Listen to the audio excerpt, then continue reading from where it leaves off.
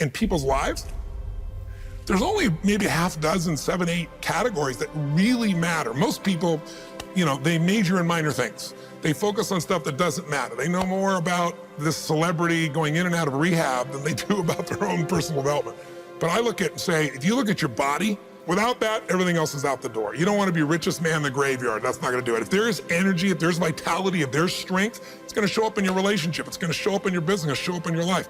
That's an area you got to master. You can't dabble. It's too important. Emotions are everything. I mean, you got a ton of money, you got everybody loves you, and your primary emotions are pissed off and frustrated, then your life's pissed off and frustrated. It doesn't matter if you got $1 billion or 1 million people loving you, your life is not great. Relationships, intimate relationships especially. It's where the most juice in life comes from. It's where the most pain comes from most people. It's worth mastering instead of dabbling. Really looking at what are you going to do with your time and mastering your time. Instead of having a checklist, you cross it all off. You can mistake movement for achievement. I want to squeeze out of that time what matters, that creates value for me and for everyone I care about and love. What about your career or your business and the mastery of that instead of dabbling? Most businesses are dabblers. That's why they don't make it. 96%, in any 10-year period of time, 4% make it. That doesn't even mean they're profitable.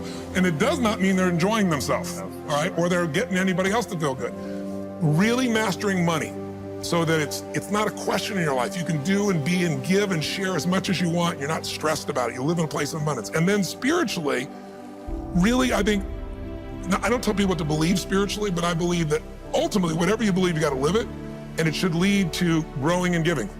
If you're growing, you feel alive. If you're giving, you feel 10 times more alive. And I think if someone can celebrate and give, then that's spiritual state. So to me, those are the areas I look at mastering. Business, for sure, but it's the areas of life that matter most. And most of where we spend our time doesn't make people feel fulfilled. That's why the average person is not fit and healthy. The average person is not in a relationship where they have tremendous passion. I'm not a dummy. I'm not a positive thinker. I know the truth. The average person is not successful in business. The average person is not earning what they want to earn. But you know what? Very few people have those things, but a few do. A few are happy, fulfilled, spiritually alive, financially strong, their business is growing, they have passionate love affairs, and I'm obsessed with finding the few who do and find out what they do different and teach them to everybody. Everyone's going to measure themselves differently because everyone values things differently. Some people value success or significance. Some people value love more. Some value just basic levels of certainty. So when I look at the specific metrics, I really look at metrics of what are the things that need to be measured to know if your life is going to work or not. So I look at it as our whole lives are guided moment to moment by the state we're in. Learning how to change your state, not bullshit, not fake, but to go from pissed off, frustrated, freaked out to back in your center or creative or determined or something that's going to move you forward. It's going to create a better quality of life for you and others. That's a critical skill set. So moment to moment, our life's controlled by our states. Yep. If you're in an angry state, you're going to respond differently than if you're feeling playful. But what controls those states long term is your model of the world, your worldview. And I look at that as having, as a metric, 3 things that I look at. I look to see first, what are the targets you're after? The target is, everyone has different goals and dreams and desires. But as I traveled around the world to 100 countries, I started going, holy shit, I'm seeing the same problems. What's underneath it? I began to see that there are these same 6 human needs that we all have, the same needs. We all have a need for certainty, that we can avoid pain and we can have some pleasure, some comfort. We all need uncertainty. We need variety or we feel dead inside. If you're totally certain, you're bored. If you have total variety, you're like freak out. And it's not a balance. It's learning which of these you need more as a person. Everyone's developed a different set of values in that area. The need for significance, to feel unique, special, important, the need to feel loved, the need to grow, and the need to contribute. Some people value certainty at the top of their list. That's their center of their target. I don't want to do anything unless I know it's going to work. I don't want to do anything unless it's the same. If you change anything, they freak out. If certainty is the #1 thing on your list, everyone has the same needs, but if it's #1, I know how your life's going to be. I can predict the direction of your life and therefore the destination to some extent.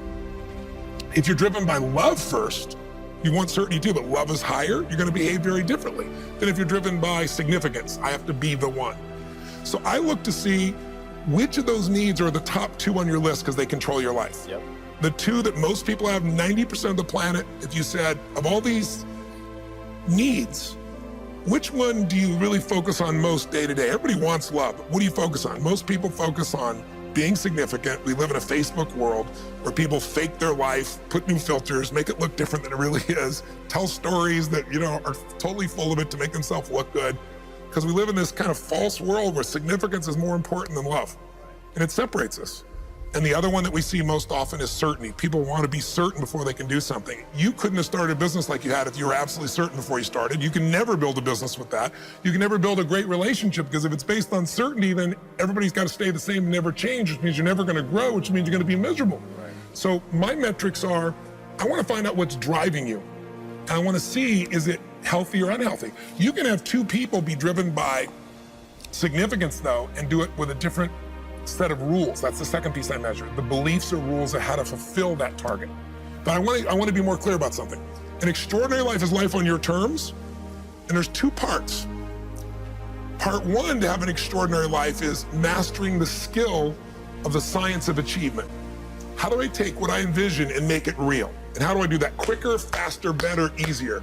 The ability to manifest what you come up with and make it real, like you've done with your company, yes, that's a skill set. I spend an unbelievable amount of time helping people do it faster, quicker, better, showing them the shortcuts, teaching them the strategies, modeling what works so you can save yourself a decade. But I would submit to you that having done this for 38 years with, 50 million people at this stage, I can tell you that the science of achievement, there are a lot of people that are damn good at that, and they still don't have an extraordinary life. They have an extraordinary life. You see it as extraordinary, but I get the phone call from the multi-billionaire who tells me he wants to do this thing on his business, but what he really find out is he's miserable as hell, and he's hoping somehow I'm gonna rub off on him on that side too. Right. And so I give him what he asked for, the change in his business, but I also give him what he needs, which is the change inside of him. So the second skill is the art of fulfillment. If you want an extraordinary life, you can't just achieve, you gotta be fulfilled. As simplistic as that sounds, but it's an art. It's not a science. Sure. It's a science to making money, come on. Any age, any color, any background, any gender, if you do these things, you'll have an abundance of money. You do these things, you're gonna have too much month at the end of the money. You're gonna have financial stress, right? Body. Everyone's biochemically different, but you and I both know there's fundamental rules, laws. There's a science to the body. You violate that science, you're gonna have disease, you're gonna have low energy. You align with that, you're gonna have an abundance of energy. It's gonna affect everything in your life. It's a science. Fulfillment's not like that. Fulfillment is as different as our human beings. You wanna know what God or the universe likes? Look at the jungle, look at the forest. Right. It's diverse, right? So most people think, well, I wanna get that, because they've been modeling somebody else, and that might work on how to achieve something. It'll never work for what to fulfill you. How many people you know, like you, got what you thought you wanted and you weren't fulfilled? Right. And that, I always tell people, success without fulfillment is the ultimate failure, because if you go at something and you fail and you're an achiever, you don't fail. You go, I learned something, I'll just try something else. Right. I'm gonna still get there. But when you succeed and you're not happy, so a perfect example of this, I mentioned in the seminar you were there because it hit me about a year and a month ago, we lost what I consider a national treasure, Robin Williams. And I asked people, how many of you love Robin Williams? Everybody raising their hand all around the world, right? He made people laugh, people were touched by him. So how good was he at the science of achievement?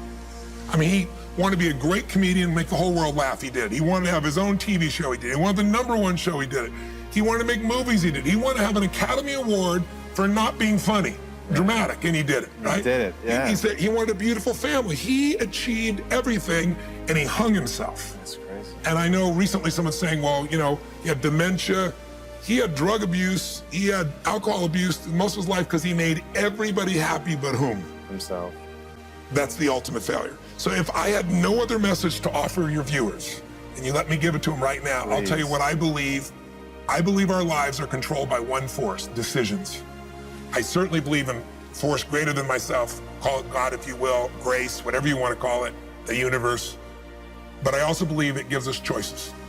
And the decisions we make control us much more than the conditions we meet. It's not the conditions, it's your decisions.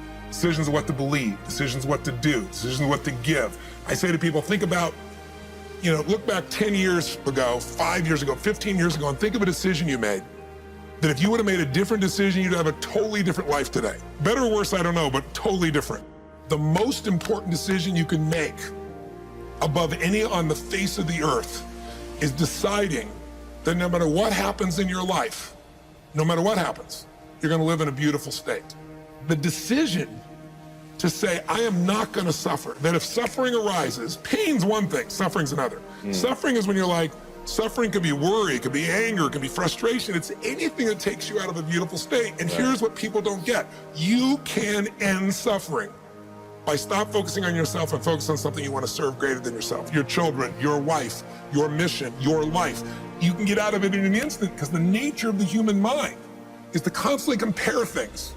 Your mind, your brain is a 2 million year old device, and it is not designed to make you happy. It's designed to make you survive. Right. And that's why it's always looking for what's wrong. But it used to be what's wrong, a saber-toothed tiger, so I can protect myself. Now people are worried about what people think about them, or do they have enough money when 2/3 of the planet lives on $2 a day, and you're making $38,000, you're rich. The poorest of the poor in our country are considered rich. I'm not saying they should stay that way. Right. But you can only build on success. My goal would have you consider something. Life is short. We don't know how short it's going to be. But if you only had a week to live, I bet you wouldn't allow yourself to suffer over a little crap that makes you crazy normally. I think you would probably spend time with those you love. You would do what you love.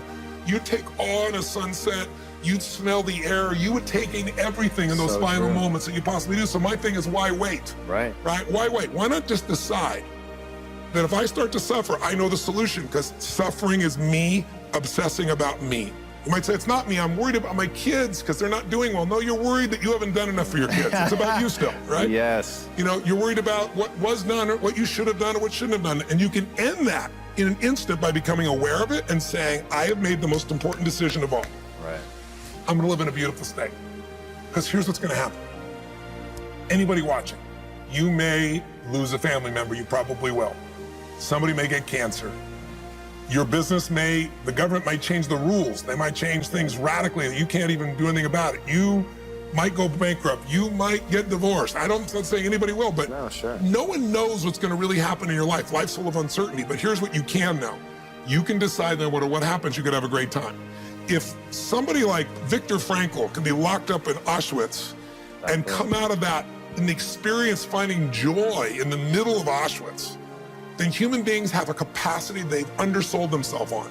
We think that the outside world determines how we feel. If people have to behave a certain way, if your husband or your wife or your kids or your coworkers or whoever, your boss, has to behave a certain way for you to be happy, and if they don't, you're unhappy, then you're always gonna be unhappy, because the more people around you, the more they're gonna change that, because they're all human, right?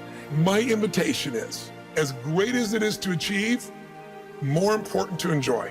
Right. And if you can enjoy every moment in that state, when you're feeling loving and playful and passionate and curious and awe, you treat other people 100 times better than when you're feeling frustrated, pissed off, overwhelmed, worried, stressed, or feeling sorry for yourself. Right. You're gonna be a better parent, you're gonna be a better lover, you're gonna be a better business person, you're gonna have a better life. So my soliloquy is, decide. Decide today and actually say, what if I cut it off? What if I said, I'm not willing to settle and I'm just gonna live in a beautiful state? Doesn't mean you won't feel bad, it doesn't mean you won't stay there. You instantly change. But what the hell is success? It's hitting an expectation. And I always tell people, man, trade your expectations for appreciation, and it's a whole new world instantly. If you can appreciate this moment, if you can't find ecstasy in this moment, in a conversation with a friend and looking in your wife's eyes, being with your children, going on a run, if you can't find ecstasy now, I'm here to tell you, more money, more people, more love, more business, more anything is not gonna give you more ecstasy. If you can't do it here now, you're not gonna do it there when you got more. So why not do it now and have a rich life right now? I tell people, money, that's one thing. Like having financial abundance, there's skills, that's a science. But wealth, it's a decision. It's like you can be wealthy right now. I live in Fiji a good portion of the time. There are these villagers there. They're the richest people I know. They're happy, they laugh, they love, they don't give a damn about the economics. Other people say they're poor. When I first went there, I was trying to do things for them. They're like, what are you talking about? I'm so happy. Wealthy people come over from the United States and they go travel around and try to figure out what to do, and they're gonna spend 9 years to do this and this and this so they can finally sit down and be happy. And the Fijian guy goes, why don't you sit on the beach right now, dude, and experience it? Why spend the 9 years? Why not have it now? That's my invitation.